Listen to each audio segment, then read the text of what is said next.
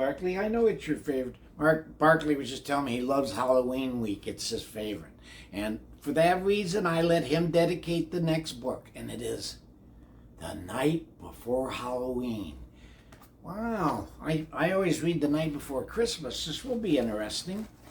'Twas the night before Halloween, and all through the house all the creatures were stirring, except for the mouse. The monsters had gathered to plan and prepare for the trick-or-treaters who soon would be there. Ooh, the monsters are planning. Mummies unraveled and put on new wraps, and spiders found corners and spun little traps. Count Dracula, oh, it slickered black his hair, and Frankenstein, that's me, Frankenstein's bride cried, "I've nothing to wear." Is that typical? Look at everybody's getting ready for a party. Does it get exciting in your house?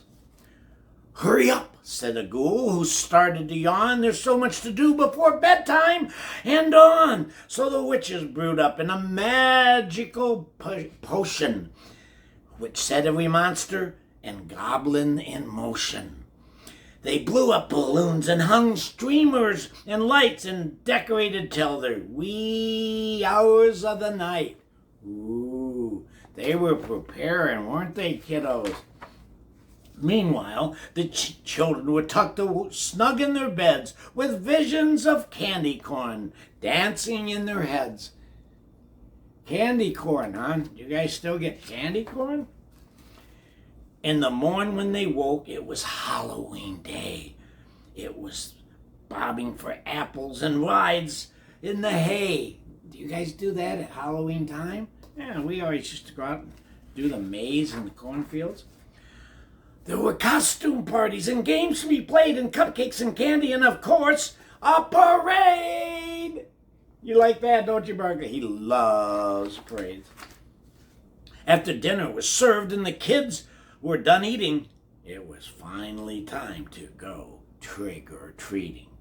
Moms repainted the faces and straightened clowns' hats and put wings back on fairies, angels, and bats. I bet you your moms have to do that too.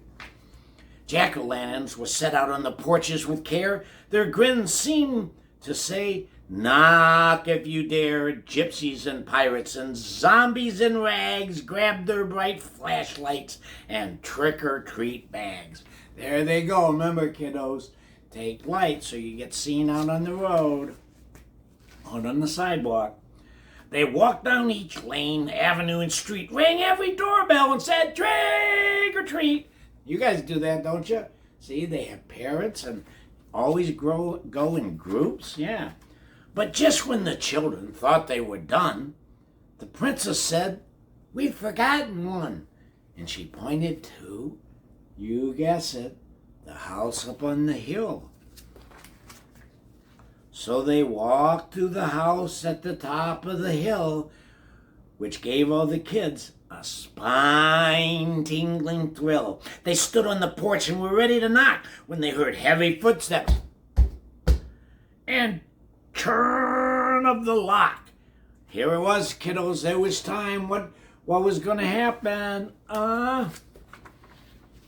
When what to their surprise, curious eyes should loom, but a wicked old witch holding a broom. Her cape, how it shivered, her face, oh, how scary! Her bat was so pointy, it frightened the fairy. Ooh, look how bad. She's got a nice tone of green. I like green. Huh?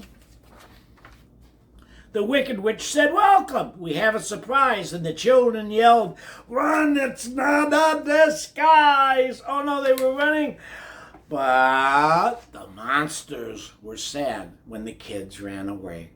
They wanted the children to come in and play. The wicked witch said, "We could have our own fun.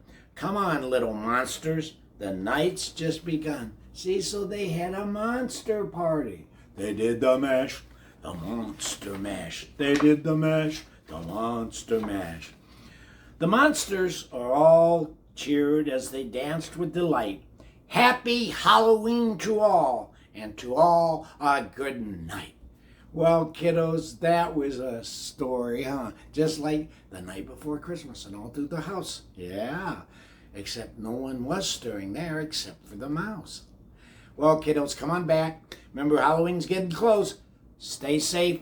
Take a light with you. Make sure you have an adult nearby. Be safe. That's all. That's the most important. Candy comes easier. See you later, kiddos.